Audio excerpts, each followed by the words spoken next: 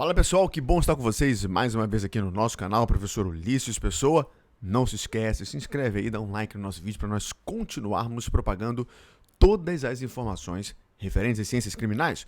No vídeo de hoje, de maneira bem rápida e objetiva, eu queria falar com vocês sobre um julgado que está voltando agora a ser decidido, muito emblemático, que afeta sensivelmente as questões sociais, que acaba também tendo uma atuação ou uma reflexão direta no campo político, no campo religioso. É claro que eu não vou ficar aqui falando do campo político, do campo religioso, eu vou até trazer uma temática subsequentemente, mas eu queria me ater ao julgado e trabalhar algumas questões técnicas, que é o recurso especial 635-659.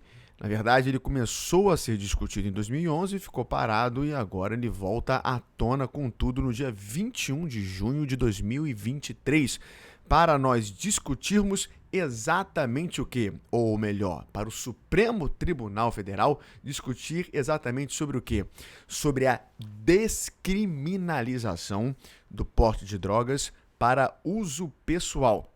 Então, repara, é um tema extremamente sensível, sobretudo nessas duas camadas da sociedade, política e também religiosa. Mas o que nós temos que entender é que isso também nos afeta como profissionais do direito, como advogadas criminalistas que estão atuando na prática em si, sobretudo no que diz respeito à questão voltada para a lei de drogas, para a lei 11.343. Então, o tema descriminalização do porte de drogas para uso pessoal está sendo debatido justamente nesse recurso extraordinário. Repare, mais de 7 anos parado e agora o Supremo discutindo sobre o que exatamente dentro dessa questão da descriminalização. Se a Constituição Federal autoriza, portanto, a tipificação do uso de drogas para consumo pessoal como crime. Essa que é a grande questão, esse que é o enfoque debatido. E onde é que está isso? Onde é que é o cerne da questão a ser trabalhado?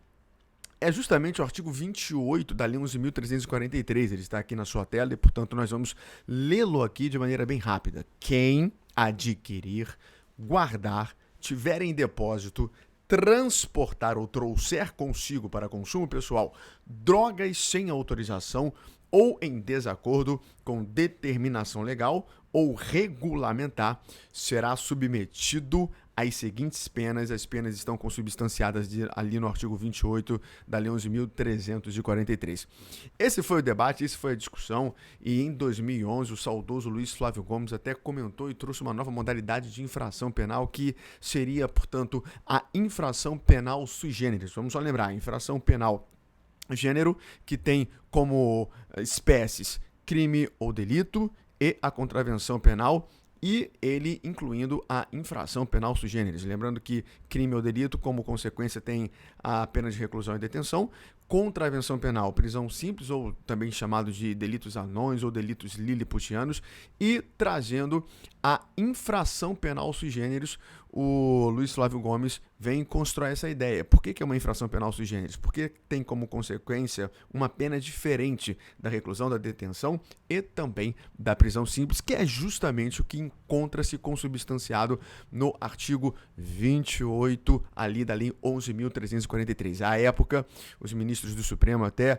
louvaram ali a construção filosófica dentro do ponto de vista do direito penal trazida pelo professor Luiz Flávio Gomes, à época vivo, mas mesmo assim aquela discussão foi sendo trabalhada, desenvolvida e no final das contas ficou parado, e a decisão a respeito da possibilidade da descriminalização ali do artigo 28 não veio à tona e não acabou vingando. A grande questão, não vou contar aqui o caso como aconteceu lá em 2011, mas foi que a Defensoria Pública do Estado de São Paulo trabalhou justamente a seguinte ideia, que trabalhar como crime a concepção lá do artigo 28 em relação ao usuário seria um grande problema, porque isso violaria o direito à liberdade, a privacidade e a integridade pessoal. Então, o pano de fundo ali da questão é isso: violação ao direito da liberdade, à privacidade e à integridade pessoal. A grande questão é a seguinte: será que, e aí eu queria que você refletisse comigo refletisse dentro de uma questão, será que o indivíduo em si, ele, portanto, não teria o direito de usar a droga? Ou seja, ele estaria infringindo o seu próprio corpo, isso não estaria atingindo a ninguém. É ele usando a droga para ele próprio, e o Estado não teria nada a ver com isso. Nesse sentido, e dentro dessas construções, alguns votos começaram a ser feitos, e, portanto, o ministro Gilmar Mendes, que foi o relator, o ministro Edson Fachin, o ministro Luiz Roberto Barroso, também trabalharam essa questão nos seus votos e começaram, portanto, a difundir essa questão. É claro que, evidentemente, a grande questão que foi aí discutida foi que deveria ser diferenciado, portanto, a figura do usuário e do traficante. Isso deveria ou deve estar bem delimitado para que todas essas questões pudessem ser trabalhadas. No dia 21 de junho, a retomada será feita pelo ministro Alexandre de Moraes, que à época, em 2017, ainda advogado, trabalhou também essa ideia. Olha, isso precisa estar bem delimitado para que saibamos exatamente, e quando digo saibamos, é o Estado, quem é o usuário e quem é o traficante, para que, de fato, essas diferenciações e essas aplicações trazidas pela Lei 11.343 possam estar bem difundidas, bem caracterizadas.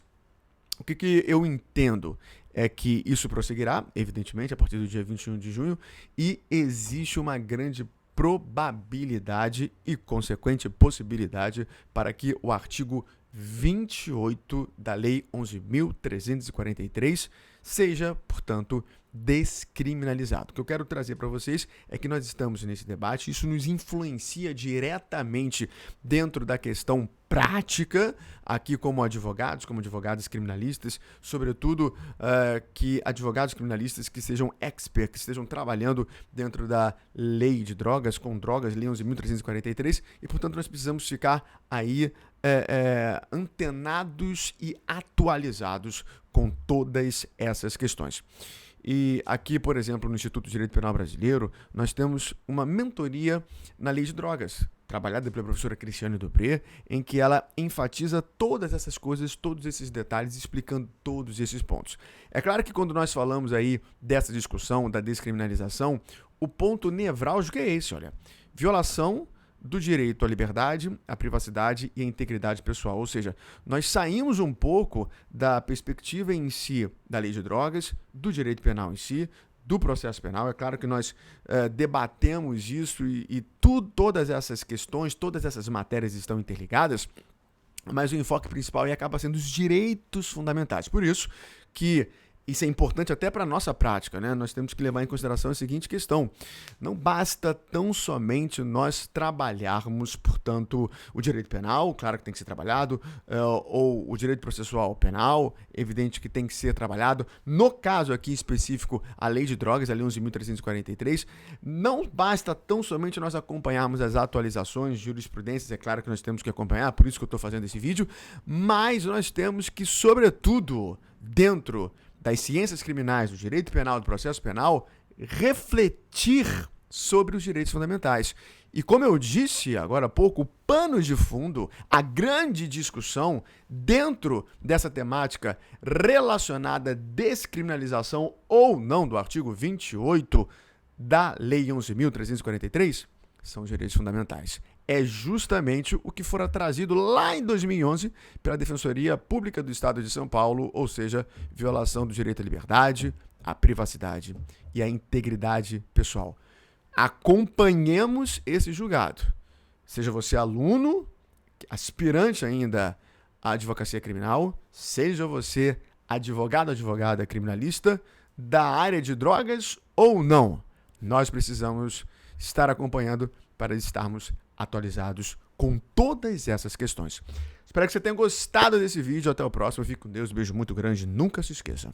Avante sempre.